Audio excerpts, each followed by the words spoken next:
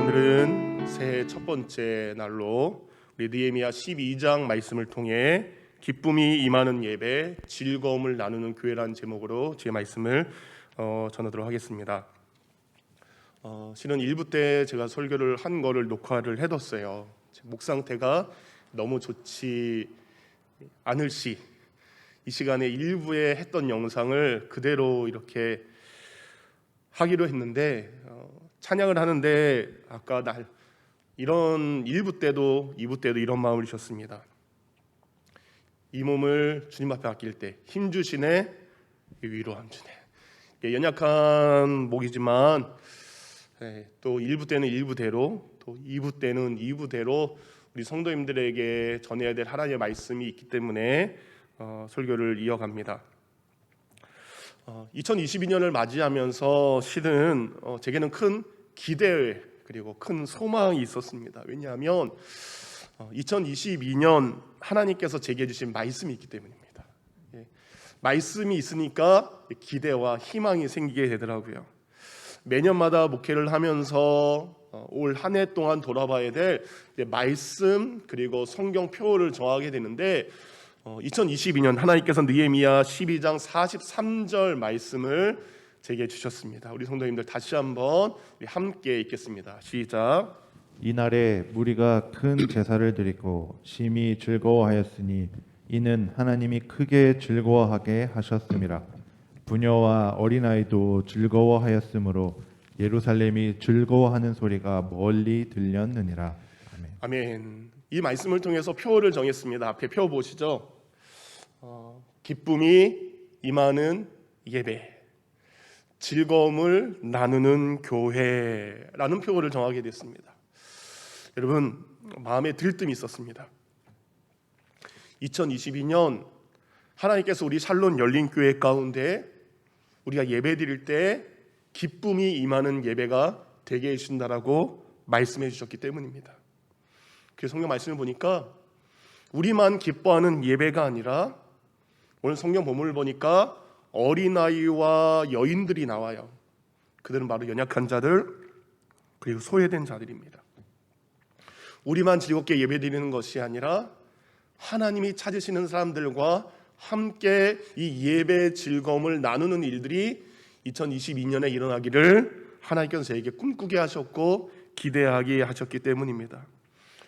2022년 우리 샬롬 열린교회 성도님들, 우리가 억지로 드리는 예배가 아니라 오늘 성경 말씀을 보니까 심히 즐거워하면서 예배 드리는 복된 일들이 우리에게 일어날 줄 믿습니다. 아멘. 그리고 여러분, 우리 본당에만 기쁨의 예배가 임하는 것이 아니라 여러분 우리 예꿈 뉴스 지금 예배 드리고 있는 우리 교육부서들 아이들에게도 하나님이 주시는 기쁨의 예배, 즐거움의 예배가 동일하게 임하게 될 줄 믿습니다. 그리고 여러분 아까 말씀드린 대로 우리 샬롬 열린 교회에 임한 이 기쁨과 이 즐거움이 우리 안에 우물처럼 머물러 있는 것이 아니라 우리가 살고 있는 샬롯으로 샘물이 되어 강물이 되어 그리고 선교지까지 흘러가게 될 줄 믿습니다. 그래서 저는요 2022년 방금 말씀드린 세 가지의 일들이 우리에게 일어날 줄 믿습니다. 여러분 믿으신다면 함께 아멘하기를 원합니다. 첫 번째, 하나님께서 우리가 예배 드릴 때 하나님이 주시는 기쁨이 우리에게 임할 줄 믿습니다. 아멘. 옛날에 어른 목사님들은 믿습니까? 하면 여기 아멘 뭐 이렇게 하셨죠. 뭐 믿습니다 해도 믿습니까 해도 동일하게 아멘을 하시면 됩니다. 두 번째, 하나님께서 우리 교육부 아이들에게도 그 예배 동일한 기쁨의 예배와 즐거움의 예배가 우리 아이들 예꿈 뉴스 청년부에게도 동일하게 임하게 될 줄 믿습니다. 아멘. 마지막으로 하나님께서 우리 샬롬 열린교회에 주신 이 예배의 기쁨과 즐거움을 이웃과 나누게 하실 줄 믿습니다. 아멘. 근데 왜 하나님께서 우리에게 기쁨이 임하는 예배 그리고 이 예배의 즐거움과 기쁨을 이웃과 나누게 하실까요? 이 모든 것을 통해, 이 모든 예배를 통해 여러분 우리가 하나님께 영광 올려드리기 위함입니다. 그것입니다. 우리가 예배를 드리는 이유, 하나님께서 우리에게 기쁨을 주시는 이유, 그리고 이 기쁨을 이웃들에게 흘려보내는 이유, 그것은 바로 하나님, 그 하나님의 이름을 영광스럽게 올려드리기 위함입니다. 그래서 교회는 뭐합니까? 하나님께 영광스럽게 예배드리는 것이 교회입니다. 그러니까 교회에서 드리는 모든 예배의 주인은 하나님이시고 그 모든 영광은 하나님이 홀로 받으셔야 됩니다. 그건 나를 위한 예배, 사람을 위한 예배가 아니라 하나님의 영광을 위해 드려진 그 예배라면 하나님의 영광을 위해 기쁨이 임하는 예배, 즐거움을 나누는 교회 역사가 우리 가운데 일어나게 될 줄 믿습니다. 오늘 저희가 읽은 이 느헤미야 12장은요, 무너진 성벽을 52일 만에 재건하고 이제 하나님께 새롭게 세워진 이 성벽을 봉헌하는 예배의 모습을 기록을 하고 있습니다. 무너진 성벽을 하나하나 쌓고 그리고 이것을 완공해서 봉헌하는 이 장면은 여러분 마치 성벽을 봉헌하는 건데 마치 성전을 봉헌해서 올리는 것처럼 온 백성이 기쁨과 감사의 예배를 하나님께 드리고 있는 것을 볼 수 있습니다.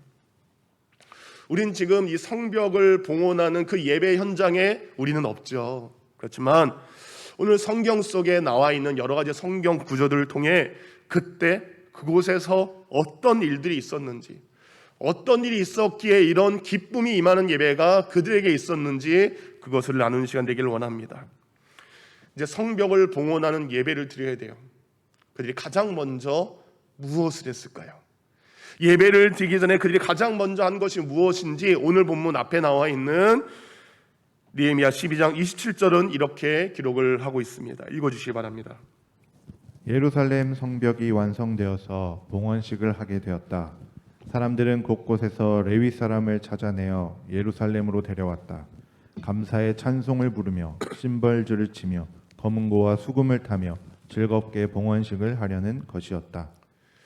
저희가 창립 30주년을 맞이하면서 다양한 분들이 여러 찬양을 통해서 하나님께 영광 올려드릴 준비했던 것처럼 이 봉헌 예배를 하나님께 올려드릴 때 이 감사의 찬양을 할 레위 사람들을 찾아내어서 그들을 예루살렘으로 데려온 것이 그들이 성벽을 올려드리면서 첫 번째로 한 것이었습니다. 여러분 본문을 자세히 보면 이스라엘 사람들이 레위 사람들을 데려왔다라고 되어 있어요. 이것을 의미하는 것은 뭡니까? 하나님의 성전에서 하나님을 찬양해야 될 이 레위 사람들이 지금 찬양의 자리, 예배의 자리를 떠나 있다는 것을 의미하는 거죠. 예배의 자리를 지켜야 될 그들이 때론 자신의 연약함과 외부적인 여러 환경의 문제로 그들이 있어야 할 자리를 떠났습니다. 그렇지만 그들을 찾아가 그들을 다시 초청해 예배에 함께 하는 것이 예배의 첫 번째 준비였습니다. 사랑하는 성도님들, 하나님께서는 떠난 자들이 돌아와 함께 드리는 예배를 원하시는 줄 믿습니다. 이처럼 오늘 예루살렘에 드리는 예배가 기쁨의 예배가 될 수 있었던 이유는 성벽을 재건한 그 사람들만의 기쁨의 축제가 아니라 예루살렘을 떠난 자들이 돌아와서 함께 드리는 예배였기 때문에 그 예배에 기쁨이 있었다라는 겁니다. 여러분 2021년 샬롯 열린교회에 주신 우리 부흥이 있습니다. 우리 샬롯 열린교회에 부어주신 은혜가 있습니다. 그래서 2022년에도 우리만의 축제로 우리는 예배를 드리면 안 됩니다. 2022년 우리 샬롯 열린교회 믿음은 떠나지 않았지만 교회를 떠나고 예배를 떠난 이들이 돌아와서 함께 이곳에서 예배 드릴 때 우리 안에 기쁨이 임하는 예배가 일어날 줄 믿습니다. 여러분 떠난 백성들을, 잃어버린 백성들을 돌아오게 하는 것, 이 모든 것에 헌신하는 것이 우리 샬롯 열린교회 성도들이 감당해야 될 믿음의 사명인 줄 믿습니다. 여러분 이전에 서로 다른 교회에서 최선을 다해서 그 열심을 다해서 교회를 섬기고 성도들을 섬기고 때로는 맡겨낼 직분에 따라서 찬양팀도 하고 성가대도 하고 교사로도 헌신했지만 여러분 상처와 낙심으로 인해서 잠시 교회를 떠난 분들을 우리가 찾아가서 그들을 주님께로 인도해서 그들과 함께 예배를 드릴 때 하나님께서 우리에게 기쁨의 예배가 임하게 될 줄 믿습니다. 2022년 그들을 찾고 찾은 그 마음이 저와 여러분 가운데 생기기를 원합니다. 지난 10년 동안 샬롯 열린교회에서 부족한 종의 사명을 감당하면서 제가 사명을 잘 감당할 수 있도록 많은 우리 성도님들이 제게 칭찬과 격려의 많은 말씀들을 해주셨어요. 참 많은 힘이 되고 위로가 되었는데 여러분 지난달 제가 어느 집사님께 들은 이 말 한마디가 제게 정말로 큰 힘이 되고 큰 위로가 되었습니다. 그 집사님이 제게 하신 말씀이 바로 이 내용이었어요. 목사님, 우리 교회는요 교회를 다니지 않는 분들에게 우리 교회 참 좋은 교회라고 자신 있게 말할 수 있습니다. 한치의 망설임도 없이 와보세요라고 말할 수 있는 교회가 우리 교회입니다 라는 이야기를 들었습니다. 사랑하는 성도님들, 여러분도 그렇게 생각하시나요? 아멘. 여러분 그렇다면 사람에게 상처받아서 예배에 떠난 자리를 그들을 찾아서 다시 주님께로 인도해야 될 사명이 저와 여러분에게 있는 줄 믿습니다. 그들이 돌아와서 함께 기쁨의 찬양을 올려드릴 수 있는 이 복된 일을 행하시는 귀한 성도가 되기를 주님의 이름으로 축원드립니다. 이제 예루살렘 성에는요 그들의 목소리로 하나님을 찬양하는 사람, 수많은 악기로 하나님을 찬양하는 사람들, 그들이 예루살렘에 모여들었습니다. 근데 그들에게 놀라운 일들이, 어느 누구도 생각하지 못했던 놀라운 일들이 일어나게 됩니다. 느헤미야 12장 28절 29절 읽어주시기 바랍니다. 이에 노래하는 사람들이 예루살렘 주변 여러 마을 곧 느도바 사람들이 사는 마을과 백길갈과 게바와 아스마의 들판에서 모여들었다. 이 노래하는 사람들은 예루살렘 주변의 마을을 이루고 살았다. 하나님의 성벽을 봉헌하는 이 성벽 봉헌식에 하나님을 찬양하는 사람들이 모여들었습니다. 근데 어떤 놀라운 일이 벌어졌어요? 하나님을 찬양하는 사람들이 성전 봉헌식은 하루잖아요, 하루. 그리고 그들이 찬양하고 떠난 것이 아닙니다. 다시 한번 29절을 보여주시기 바랍니다. 29절 하반절에 이 노래하는 사람들은 예루살렘 주변에 마을을 이루고 살았다. 아멘. 예루살렘을 떠난 자들입니다. 레위인으로서 하나님을 찬양하는 그 찬양의 자리를 잃어버렸던 자들이 이제 성벽을 재건하는 모인 그 자리에서 찬양 한 번 부르고 교회를 떠나는 것이 아니라, 다시 세상을 향해 가는 것이 아니라 그들이 예루살렘 주변에 마을을 이루고, 내가 오늘도 하나님을 찬양했던 것처럼 내가 내일도 하나님을, 언제든지 하나님을 찬양할 수 있도록 그들이 예루살렘 주변에 마을을 이루고 사는 놀라운 일들이 벌어지게 된 것입니다. 하나님을 찬양하는 자, 예배한 자의 삶을 잃어버린 이들이 예루살렘 성전으로 돌아와서 예루살렘 주변에서 찬양하는 자들이 마을을 이루고 하나님을 계속해서 찬양하며 예배하는 자의 삶을 살게 된 것입니다. 여러분, 우리 주변에는요 믿음은 떠나지 않았습니다. 제가 보니까 정말 믿음은 떠나지 않았어요. 믿음은 떠나지 않았지만 교회를 떠나고 예배를 멈춘 이들이 너무나 많습니다. 이제 그들 주님께로 인도했을 때 우리가 드리는 이 예배 가운데 함께 예배 드림을 통해서 그들이 다시 교회 중심의 삶, 예배 중심의 삶, 그리고 헌신 중심의 삶을 다시 회복하는 일들이 우리 예배 가운데 일어나게 될 줄 믿습니다. 이게 예배의 놀라운 선물인 줄 믿습니다. 이렇게 찬양하는 사람들이 다 모였어요. 그 다음에 이제 성전 봉헌식을 해야 되는데, 성전 봉헌식을 하기 전에 모든 것을 깨끗하게 하는 정결 예식을 실시합니다. 느헤미야 12장 30절 말씀입니다. 제사장들과 레위 사람들은 몸을 깨끗하게 하는 예식을 치른 다음에 백성과 성문들과 성벽을 깨끗하게 하는 예식을 올렸다. 성벽을 봉헌하기 위해서 모인 모든 사람들이 하나님 앞에 예배를 드리기 전에 자신을 깨끗이 합니다. 그리고 예배를 올려드려야 될 성벽과 성벽에 있는 성문들을 깨끗이 합니다. 예배 드리는 사람, 예배 드리는 장소, 그 모든 것이 하나님 앞에 깨끗할 수 있도록 모든 것을 정결하게 한 것을 볼 수 있습니다. 여러분, 우리가 하나님께 예배를 드리는 것은 예배를 드리기 위한 준비, 그 준비의 시간부터 예배가 시작된 줄 믿습니다. 그러니까 2부 예배 11시부터 예배가 시작되는 것이 아니라 내가 그 예배를 드리기 위해서 준비하는 그 시간부터 온전한 예배의 시작이 되는 것입니다. 주일날 교회에서 예배를 드리기 위해서 주일 아침에 일어나서 경건한 마음으로 샤워를 하고 깨끗한 옷을 입고 준비된 마음으로 헌금을 준비하고 예배를 드릴 태도를 준비하는 것, 이것이 바로 예배 전에 그들이 했던 예배의 모습입니다. 교회도 마찬가지입니다. 교회의 건물이 성전은 아닙니다.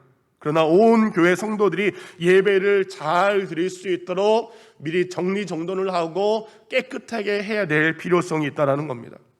제가 올해부터요, 우리 60세 이상 되신 우리 여자 집사님들, 우리 권사님들, 제가 한 달에 2번씩 교회에 같이 모여서 청소하는 날을 좀 부탁을 드리겠습니다. 교회를 청소를 매주 하지만 미처 손이 가지 못하는 곳이 너무 많습니다. 우리 많은 분들의 섬김의 손을 통해서 교회를 깨끗하게 하는 이 복된 일들에 우리 60세 이상의 많은 여자분들의 동참이 있기를 주님의 이름으로 부탁드립니다.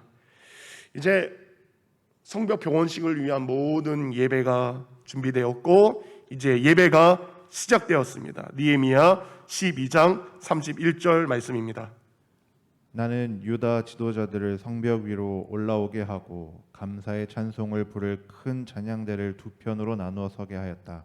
한 찬양대는 오른쪽으로 거름문 쪽을 보고 성곽 위로 행진하게 하였다. 예루살렘 성벽은 남서쪽에 골짜기의 문이라는 곳이 있습니다. 이 골짜기의 문이라는 곳에 모든 예배의 이스라엘 백성들이 그 골짜기의 문 성벽 위에 모이게 됩니다. 그 성벽 위에는 감사의 찬양을 부를 수많은 사람들이 모여 있는데 오늘 느헤미야는 그 찬양대를 두 편으로 나누게 됩니다. 골짜기의 문을 중심으로 한쪽은 동쪽으로, 한쪽은 서쪽으로 각각 찬양하며 행진한 다음에 성전 북쪽에 있는 성전 광장에서 함께 모일 때까지 찬양하며 행군하는 것을 시작을 합니다. 오늘 두 행렬을 인도하는 사람들이 있는데 먼저 한 행렬은 성벽 재건을 위해서 이런 평안했던 자신의 삶을 내려놓고 이제 고국으로 돌아와서 고통받는 이스라엘 백성들과 함께 성벽을 재건한 유다 지파의 평신도 리더 느헤미야가 맡게 됩니다. 다른 한쪽은 가장 힘들고 열악한 환경 속에서도 이제 하나님의 성전을 재건하고 하나님의 말씀을 회복하고 이제는 성벽 재건에도 함께했던 영적 지도자 에스라가 다른 한쪽을 맡게 됩니다. 여러분, 하나님이 기뻐하시는 예배는 어느 한 사람만이 만들어가는 예배가 아니라 우리 목회자들과 평신도들 그들의 아름다운 연함을 통해 하나님이 기뻐하시는 예배가 이루어지게 된다는 겁니다. 곧 믿음의 리더들이 주 뜻 안에서 아름답게 동역할 때 그 모습을 보고 많은 성도들이 그 뒤를 따라가며 기쁘게 찬양할 수 있다라는 겁니다. 여러분, 한국 교회에서는 체험하지 못했는데 이민교회에 와서 여러 가지 느낀 것이 있습니다. 이민교회는 이민교회의 아픔이 있습니다. 자신을 반대하는 교회 리더들을 좀 더 참아주고 좀 더 이해해주고 그럴 수 있다라고 받아들이는 성숙한 모습이 우리에게 많이 부족합니다. 오히려 상대편을 미워하고 분쟁을 함을 통해서 어느 한쪽을 내보내든지 아니면 자신들만의 분파를 만들어서 갈라지는 것이 이민교회의 아픔이라는 겁니다. 이런 아픔이 반복되지 않아야 됩니다. 서로 연약하고 서로 부족하지만 그럼에도 불구하고 연합하여 예배 드릴 때 하나님이 그 예배 가운데 기쁨이 임하게 하실 줄 믿습니다. 여러분, 우리가 드리는 이 예배 또한 그냥 목회자, 목사 한 명이 이끌어가는 예배를 하나님께서 기쁘게 받으시지 않은 겁니다. 모든 성도님들과 모든 직분 맡은 자들과 모든 목회자들이 자신의 맡은 역할에 최선을 다하여 준비할 때에 온전한 예배가 되는 것이고, 연합하는 예배가 될 때 하나님이 기뻐하는 예배가 될 줄 믿습니다. 제가 이렇게 주일마다 여러분에게 이제 설교를 할 때 가장 먼저 하는 것은 설교 본문을 정하는 겁니다. 제가 설교 본문을 정하면 찬양팀 리더 되신 박상환 목사님께 알려드립니다. 박상환 목사님은 그 설교 본문을 가지고 묵상하게 됩니다. 이 말씀이 어떤 찬양으로 고백되어야 되는지 기도하고 묵상하고 준비합니다. 그리고 그것을 준비하면 찬양팀 싱어들과 그리고 악기팀들에게 보내드립니다. 그리고 모든 찬양팀들은 그것을 받아서 전날에도 우리 토요일날 늦게까지 연습을 하고, 그리고 주일에도 이른 시간에 모여서 더 나은 찬양을 하나님께 올려드리기 위해서 연습합니다. 이것이 바로 함께 준비하여 드리는 예배인 줄 믿습니다. 주일 예배 시간에 기도를 맡은 우리 재직 집사님들도 이런 마음으로 기도를 준비하셔야 됩니다.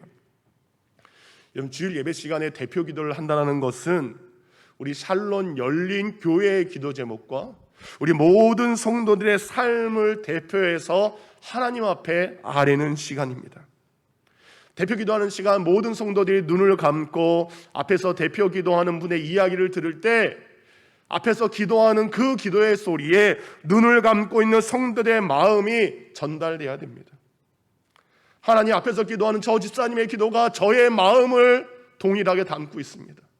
그래서 앞에서 대표 기도하는 분은 자기의 기도를 하는 것이 아니라 교회의 기도 제목, 이 시간 같이 눈을 감고 있는 성도들의 마음을 일주일 동안 기도하는 마음으로 준비하셔서 바로 그 대표 기도 시간을 이어가셔야 되는 겁니다.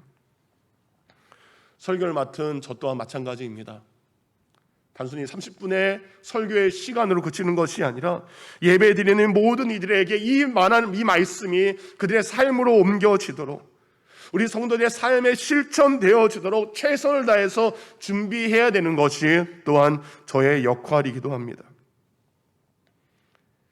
이렇게 평신도 지도자 느헤미야의 아름다운 연합과 영적 지도자 에스라의 아름다운 연합을 통해 하나님 앞에 이제 아름다운 찬양이 울려 퍼지기 시작합니다. 반반으로 나누어진 두 무리가 동쪽 벽과 서쪽 벽을 걸어가면서 가장 위에 있는 하나님의 성전에서 만나게 됩니다. 그리고 그들이 하나가 되어 성전으로 들어가게 됩니다. 느헤미야 12장 40절 말씀입니다. 감사의 찬송을 부르는 두 찬양대는 하나님의 성전에 들어가 멈추어 섰다. 나 역시 백성의 지도자 절반과 함께 하나님의 성전에 들어가 섰다. 모든 백성들이 성벽을 돌아 하나님의 성전에 들어갔을 때 여러분 가장 먼저 7명의 제사장들이 나팔을 불기 시작합니다.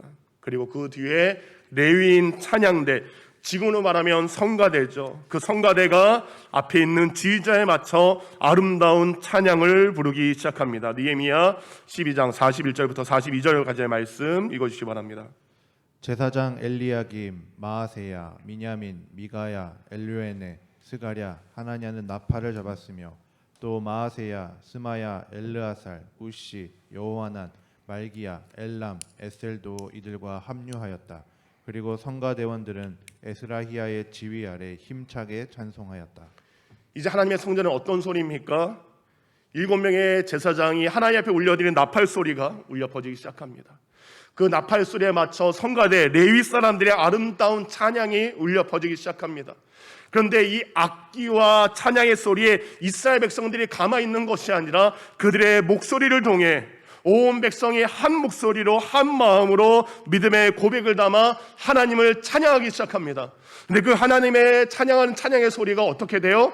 예루살렘 그 성전 안에만 갇혀 있는 것이 아니라 예루살렘 성전 밖으로, 저 멀리 있는 사람들도 하나님께 찬양하는 그 소리를 들을 수 있도록 그 소리가 울려 퍼져 가기 시작합니다. 기쁨의 소리와 즐거움의 소리가 온 사방으로 흘러가고 있는 것을 알 수 있습니다. 근데 여러분, 지금 이스라엘 백성들이 이렇게 함께 모여서 하나님 앞에 정말 기쁘고 즐거운 찬양을 드리는 것은 여러분, 이스라엘 백성들의 삶이 평안하고 안전하고 삶에 아무런 문제가 없기 때문에 즐거운 예배를 드리는 것이 아니었습니다. 오늘 온 이스라엘 백성들이 이렇게 기쁨의 예배를 드릴 수 있었던 것은 그들이 고난 뒤에 드리는 예배였기 때문입니다. 그들이 수고 뒤에 드리는 예배였기 때문입니다. 이들의 찬양, 이들의 기도, 이들의 고난은, 이들의 고백은 바로 고난 뒤의 시간 뒤에, 그리고 고난의 시간과 더불어서 수고의 시간 뒤에 올려지는 믿음의 고백이었기 때문입니다. 느헤미야서의 배경은, 시대적 배경은 여러분 아시는 것처럼 솔로몬 왕 이후에 이스라엘은 남유다와 북이스라엘로 각각 분단되었죠. 근데 그 나라가 오래 가지 못하고 북이스라엘은 아수르란 나라에, 남유다는 바벨론이란 나라에 각각 멸망하게 됩니다. 대부분의 이스라엘 백성들이 바벨론이란 나라에 포로로 끌려가게 됐죠. 희망이 없는 그들에게 하나님은 70년 만에 그들에게 포로 1차 귀환, 그리고 이어서 2차, 그리고 3차 포로 귀환을 통해 전쟁으로 폐허가 된 고향 땅에 돌아오게 하셨습니다. 근데 고향에 돌아왔던 그들의 눈에 보이는 현실은 성전은 무너져 있습니다. 그들이 살던 곳은 폐허가 되어 있습니다. 그리고 성벽은 무너져 있는 것을 보게 됩니다. 그들은 하나님의 말씀으로 다시 한번 성전을 재건하기 시작하지만 성전을 재건하는 일이 너무나 쉽지 않았습니다. 중간에 방해하고 위협하는 일들이 많아서 성전 건축조차도 중간에 멈춰진 일들이 있었습니다. 느헤미야, 그가 다시 와서 성벽을 재건할 때도 외부의 수많은 적들이 이스라엘 백성들을 위협하고 조롱하고 멸시하기도 했습니다. 이스라엘 백성 중에서 힘이 되어줘서 같이 도와줘야 될 귀족들은 오히려 방해를 하고 있습니다. 그리고 이 일을 이끌어갈 느헤미야는 여러분 4번이나 암살을 당할 위기에 놓이기도 했습니다. 성벽을 재건할 수 없는, 여러 가지 포기할 수밖에 없는 상황이었지만 그들은 그 절박한 상황에도 하나님이 기뻐하시는 성벽을 재건하는 일을 멈추지 않았습니다. 이스라엘 백성들은 포기하지 않고요, 낮에 한 손으로 일을 하고요, 그리고 한 손에는 무기를 들었습니다. 밤에도 한 손에는 쟁기를 들고 한 손에는 횃불을 들고 밤에도 불을 밝혀가면서 마침내 52일 만에 성벽을 완공한 후에 드리는 예배였기 때문에 그들은 감격할 수밖에 없었고 감사할 수밖에 없었습니다. 이들은 편안하고 안락한 곳에서 쉬운 예배를 드린 것이 아니라 자신의 삶을 치열하게 살아가며 땀 흘리고 수고한 뒤에 예배 자리에 나와 있기 때문에 그들에게 기쁨이 임하는 예배가 있다는 겁니다. 근데 이 모습이요, 우리 이민교회 성도님들의 모습과 똑같습니다. 배부르고 등 따시기 때문에 교회 와서 예배 드리는 것이 아니라, 세상에 살면서 아무 걱정 없이 평안하기 때문에 교회 와서 예배 드리는 것이 아니라, 우리 성도들이 저 세상 밖에서 수많은 일들이 우리를 넘어지게 하고 여전히 우리를 낙심하게 하는 수많은 문제와 현실적인 고민이 있지만 그럼에도 불구하고 믿음을 포기하지 않고 여러분이 하나님 앞에 예배하고 있기에 하나님은 그 예배를 통해 큰 기쁨과 위로를 여러분에게 주실 줄 믿습니다. 어떤 분들은 6일 내내 일을 하면서 늦은 시간까지 일하기 때문에 예배 시간에 그렇습니다. 이런 분도 있어요. 그 모습조차도 하나님께서 그의 수고와 땀의 시간들을 알기 때문에 기쁘게 받으실 줄 믿습니다. 작년 11월 미국 갤럽이 실시한 흥미로운 조사 결과를 말씀드리겠습니다. 미국 내에서 정신건강 지수가 가장 높은 사람들이 누구일까? 다른 말로 하면 미국 내에서 여러 그룹들이 있을 텐데 정신 상태가 제일 건강한 그룹이 누구일까라는 것을 이제 의료보험과 여러 가지 협력을 해서 조사한 결과입니다. 첫 번째로 정신 건강이 높은 집단을 잠시 뒤로 하고요. 두 번째로 정신 건강이 제일 높은 집단은 여러분 가구 소득이 10만 불 이상 되는 사람들이 두 번째로 정신 건강이 높았어요. 10만 불 이상 버니까 삶에 문제가 없어요. 괜찮아요. 살만합니다. 이분들이 두 번째였습니다. 그 뒤로 세 번째 그룹이 나이가 50에서 60대 중반까지의 분들이 정신 건강이 높다라고 되어 있습니다. 인생 살다 보니까 그래, 이런 일도 있고 저런 일도 있고 받아들이게 되는 것 같아요. 곧 돈이 여유가 있고 인생에서 수많은 경험을 한 이 50대, 60대가 정신 건강이 높다라는 결과가 나왔습니다. 그렇다면 돈이 많은 사람보다 그리고 인생의 풍부한 인생의 경험을 한 사람보다 더 정신 건강이 높은 1위 그룹이 무엇일까? 누구일까요? 그들은 바로 보여주시기 바랍니다. 매주 교회에 나와서 예배 드리는 사람들이 정신 건강이 제일 높은 치수로 나오게 되었습니다. 그러니까 내가 매 주일마다 예배를 빠지지 않고 예배를 드리는 성도들의 정신 건강이 10만 불 번 사람들보다 인생의 경험을 많이 한 50대, 60대 중반까지보다 매 주마다 예배 드리는 사람의 정신 건강이 더 건강하다는 조사 결과가 나왔다라는 겁니다. 여러분 더 흥미로운 사실은 일주일에 한 번, 두 번 예배 드리는 사람도 있죠. 쭉 옆으로 가시면 한 달에 한두 번 예배 참석하는 사람들은 뭐예요? 정신 건강이 끝에서 두 번째였던 것을 알 수 있습니다. 여러분 우리가 매주 예배를 드리는 것만으로 뭐예요? 우리의 몸도 건강하지만 우리의 영혼을 건강하게 하신 줄 믿습니다. 여러분 이 결과는요 우리 자녀들에게도 적용됩니다. 우리 자녀들이 세상에서 많은 돈을 버는 것보다 세상에서 수많은 인생을 경험을 쌓는 것보다 힘들어도 매주일 주님 앞에 예배 드리는 것이 뭐예요? 우리 자녀들의 정신 건강에 도움이 된다는 겁니다. 자신의 삶을 만족하면서 감사하며 자신의 인생을 살아가는 건강한 마음을 가진 이들이 바로 예배를 드리는 일이라는 것입니다.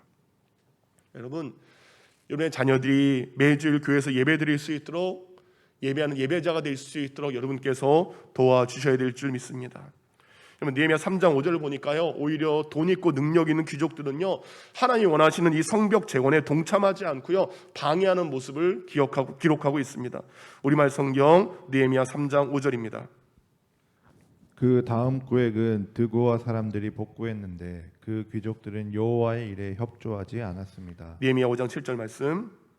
나는 그들이 울부짖는 내용을 신중하게 살핀 다음에 귀족들과 관리들에게 어찌하여 같은 결의끼리 돈놀이를 하느냐고 호되게 나무랐다. 돈 많은 귀족들은요 오히려 성벽을 재건하는 데 협조하지 않습니다. 오히려 성벽을 재건하면서 백성들이 힘들어지죠. 근데 엎친 데 더 직격으로 흉년도 있었습니다. 성전 재건으로 날마다 힘든 노동을 한 성도들을 도와주기는커녕 흉년으로 더 먹을 것이 없어진 백성들을 도와주기는커녕 여러분 이들이 한 것은 더 높은 이자를 받았어요. 더 높은 이자를 받은 그 귀족들과 관리들을 책망하는 내용에서 볼 수 있었던 것처럼 오히려 더 많은 돈을 가지고 있는 것, 더 여유로운 생활을 하는 것, 그들은 예배 자리를 귀하게 여기지 않고 하나님을 통한 진정한 예배의 즐거움을 그들은 방해한 것을 알 수 있습니다. 곧 하나님이 없는 삶의 자리, 하나님을 인정하지 않는 예배의 자리는 그 가운데 이웃을 돌아볼 수 없는 아픔이 그리고 이웃을 돌아볼 수 없는 연약함이 그들 안에 존재했다는 겁니다. 사랑하는 성도님들, 여러분께서 주중에 힘들게 일을 하고 상황에 따른 수많은 어려움에도 불구하고 하나님 앞에 나와서 예배 드리는데 그 예배 드리는 여러분의 그 모습을 보고 하나님께서 어찌 기쁨을 주지 않으시겠습니까? 이렇게 52일 동안 밤낮으로 치열하게 예배했던 하나님을 위한 기쁨의 일들을 감당했던 그들에게 하나님은 예배를 통한 큰 기쁨을 오늘 본문 43절을 통해 약속하셨습니다. 우리 함께 43절 말씀 읽습니다. 시작. 이날에 무리가 큰 제사를 드리고 심히 즐거워하였으니 이는 하나님이 크게 즐거워하게 하셨습니다. 많은 사람들이 예배를 드리며 심히 즐거워합니다. 그런데 이 즐거움은 누가 주신 겁니까? 여호와께서 크게 즐거워하게 하셨기 때문이라. 그들이 기뻐한 것이 아니라 하나님께서 그들에게 큰 기쁨을 주셨기 때문에 그들이 기뻐했다라고 성경은 기록하고 있습니다. 여러분, 하나님께서 왜 우리에게 예배를 통해 큰 기쁨을 주신지 아십니까? 여러분, 예배는요, 우리와 하나님이 연결되는 시간이기 때문입니다. 어머니의 탯줄을 통해 아기에게 영양분과 어머니의 사랑이 공급되는 것처럼 여러분, 예배를 통해 하나님의 사랑이 믿는 자들에게 말씀과 은혜로 공급되기 때문입니다. 곧 우리는 예배를 통해 아기가 탯줄을 통해 어머니의 사랑을 공급받는 것처럼 우리는 이 예배를 통해 하나님께서 우리에게 내려주시는 그 은혜를 우리는 이 예배를 통해 받게 되는 줄 믿습니다. 근데 이것을 방해하는 존재가 있습니다. 바로 사탄입니다. 사탄은요, 끊임없이 우리로 하여금 예배를 포기하게 합니다. 예배를 멈추게 합니다. 이유는 뭡니까? 예배를 포기하고 예배를 멈추면 우리와 하나님 사이가 여러분 단절되기 때문입니다. 잊지 마시기 바랍니다. 사단의 목표는 하나입니다. 우리로 하여금 세상을 사랑하게 하는 것, 세상에 있는 것들이 보암직하고 먹음직스럽고 탐스럽게 하는 것, 사단은 다 하나입니다. 하나님과 사람 사이의 단절입니다. 여러분, 타이타닉호의 침몰을 여러분 아실 것입니다. 그 큰 타이타닉호가 침몰했던 그 침몰 사고의 원인 또한 여러분 단절이었습니다. 바로 통신사고가 타이타닉호의 침몰의 원인이었습니다. 여러분, 타이타닉호가 침몰해가는 그 시간, 다른 배들에게는 이미 거대한 빙하가 접근하고 있다는 이 경고 전문이 많은 배들에게 전달되었어요. 많은 배들이 빙하가 온다라는 소식을 듣고 또 다른 배들에게 이 이야기를 전달을 했습니다. 다른 배에서도 이 타이타닉호에다가 경고 전문을 보냈을 때 타이타닉호가 이 소식을 듣고 그리고 빙하를 충돌을 피할 수 있는 충분한 시간이 그들에게 있었다라는 겁니다. 하지만 그 시간, 외부로부터 들어오는 이 경고 전문을 받을 수 있는 사람이 아무도 없었다라는 겁니다. 타이타닉호의 이 전신과 통신을 담당하는 사람들이 있어요. 이 사람들이요, 이 승객 중에 돈 많은 사람들에게 돈을 받았어요. 그리고 최종 목적지의 도착과 관련된 사소한 메시지를 계속적으로 보내느라고 주변 선박과의 교신을 끊고 있었다고 합니다. 돈 많은 이 사람에게 돈을 받아서 미국에 있는 누군가에게 편지를 보내느라고 정작 중요하게 받아야 될 가장 중요한 소식을 그들은 듣지 못했던 것입니다. 자신들 앞에 도사리고 있는 그 위험에 대한 중요한 정보를 얻을 수 없었던 그 단절의 결과가 엄청난 비극으로 이어지게 된 것입니다. 사랑하는 성도님들, 2022년 우리에게 수많은 암초와 거센 파도, 풍랑이 우리에게 올 것입니다. 사랑하는 성도님들, 예배를 통해 하나님과 연결되어서 그 예배를 통해서 주신 하나님의 은혜를 통해 가야 될 길을 안내받으시기 바랍니다. 피해야 할 길이 무엇인지를 깨닫는 인생 여정의 안전한 항해가 여러분 이 예배를 통해 저와 여러분 가운데 이어져 가기를 기도합니다. 말씀을 마칩니다. 2021년 우리 샬롯 열린교회는 하나님께 정말 큰 은혜를 받았습니다. 코로나 상황임에도 불구하고 하나님께서는 새로운 믿음의 식구들을 함께 보내주셔서 함께 믿음의 가족들이 되게 해주셨습니다. 여러분, 작년 그 어느 해보다 가장 많은 물질, 가장 많은 헌금이 하나님 앞에 올려지게 되었습니다. 선교와 이웃을 위해서 우리가 지출한 지출의 30%를 이웃들에게 흘려보낼 수 있는 놀라운 은혜를 우리에게 베풀어 주셨습니다. 물질뿐만 아니라 여러 가지 섬김을 통해서 우리 지역사회의 샬롯 열린교회가 좋은 교회다라는 칭찬을 받게 되었습니다. 이 모든 것이 하나님의 은혜인 줄 믿습니다. 사랑하는 성도님들, 큰 은혜에는 큰 책임감이 뒤따른다는 사실을 잊지 마시기 바랍니다. 하나님께서 우리에게 큰 은혜를 우리 교회 가운데 부어주셨다면 우리 샬롯 열린교회가 2022년 감당해야 될 큰 책임감을 가지고 감당해야 될 사명이 있는 줄 믿습니다.